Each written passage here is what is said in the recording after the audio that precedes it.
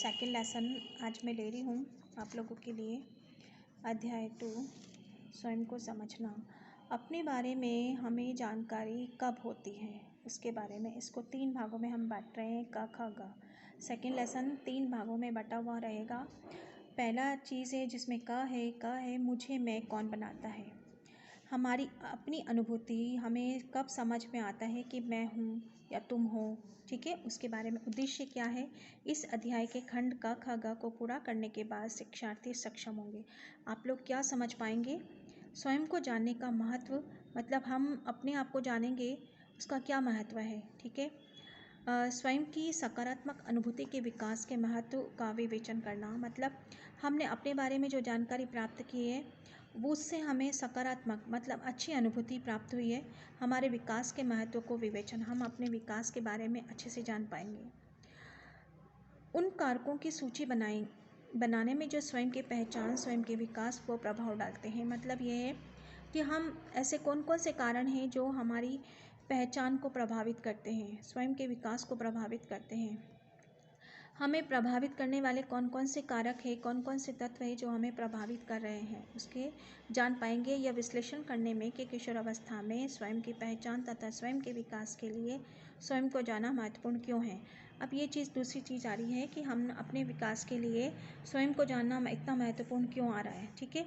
शेषावस्था, बाल्यावस्था, किशोरावस्था के दौरान स्वयं की विशेषताओं का वर्णन करेंगे।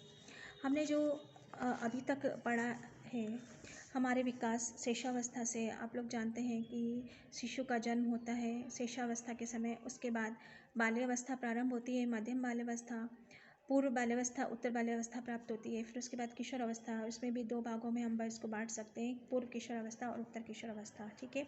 इस दौरान स्वयं की विशेषताओं का वर्णन, हमें ये जानकारी होगा कि हम स्वयं के बारे में कब जान पाएंगे, ठीक है। 2 का 1 परिचय। हमारे माता पिता, भाई बहन, अन्य संबंधी, मित्र, हमारे बीच अनेक बातें सामान्य हैं। हम ये जानते हैं कि सभी लोग सामान्य हैं, ठीक है। फिर भी उनमें से हम अलग व्यक्ति हैं। हर व्यक्ति अलग है। इस संसार में जो भी चीज़ें हैं वो सब अलग हैं, सब भिन्न हैं, अलग है, अनोखेपन को लिए हुए हैं। अनुभूति के हमने अपने एहसास कराती है, मतलब अपने होने का एहसास तब कराते हैं जब हम अन्य से देखते हैं कि और सबसे अलग है।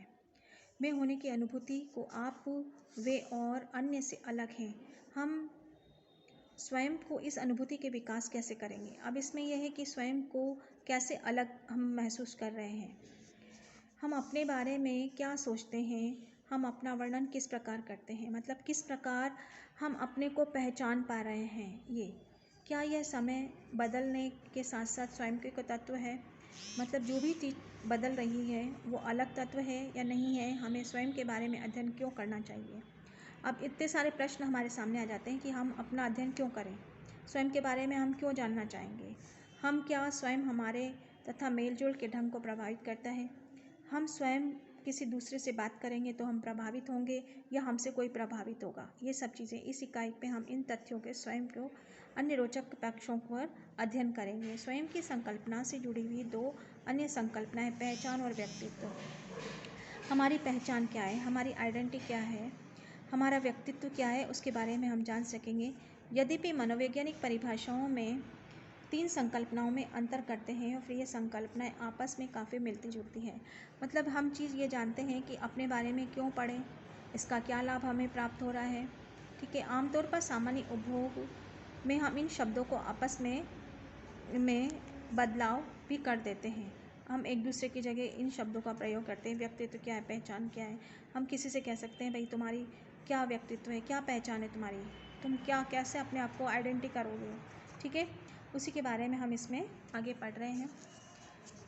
स्वयं क्या है। वेबस्टर के तीसरे नए अंतर्राष्ट्रीय शब्दकोश में 500 प्रविष्टियाँ हैं। मतलब शब्दकोश में स्वयं के बारे में आप शब्दकोश जानते हैं, उसमें इसका मीनिंग 500 प्रविष्टियाँ, मतलब 500 तरह के मीनिंग स्वयं के बारे में है।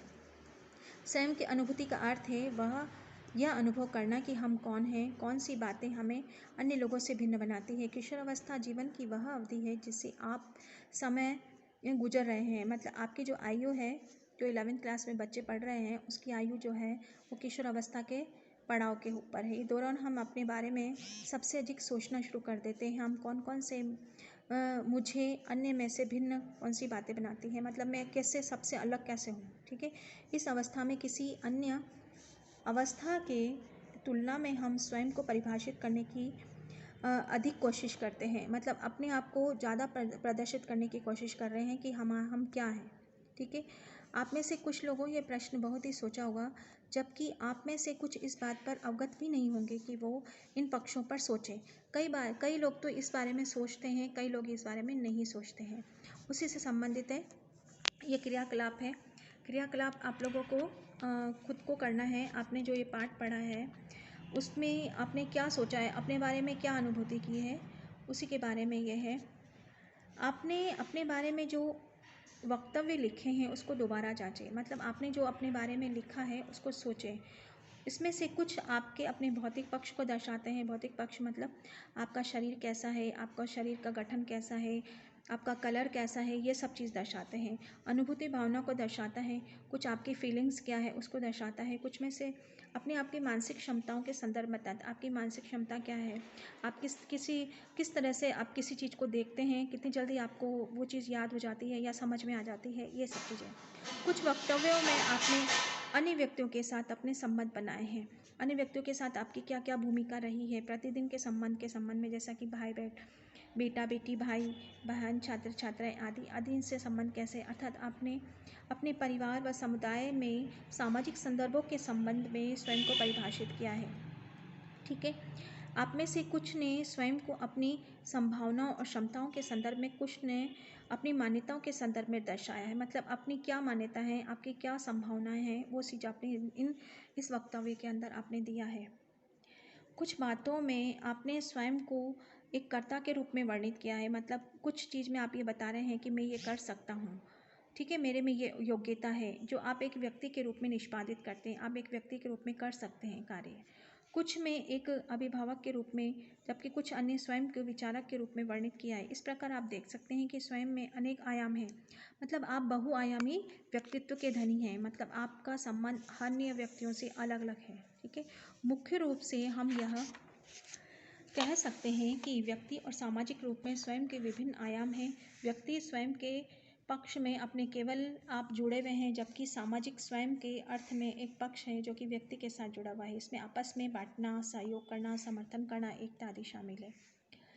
हम कह सकते हैं कि स्वयं शब्द का अर्थ उसके अनुभव, विचारों, सोच, अनुभूतियों संपूर्ण रूप से स्वयं के विषय में है। यह एक विशिष्ट ढंग है जिसे हम अपने स्वयं को परिभाषित करते हैं। यह विचार है कि हम स्वयं हम हैं। यह स्वयं की धारणा की अभिव्यक्ति है। ठीक है, आपने स्वयं संकल्पना, स्वाभिमान शब्दों को अपने अन्य व्यक्तियों के संदर्भ में अवश्य उपयोग किया होगा। जब आप इसका उपयोग करते हैं तो आप में क्या होता है, नीचे दिए गए खंड में आप अपने बारे में इसमें विचार व्यक्त करने हैं।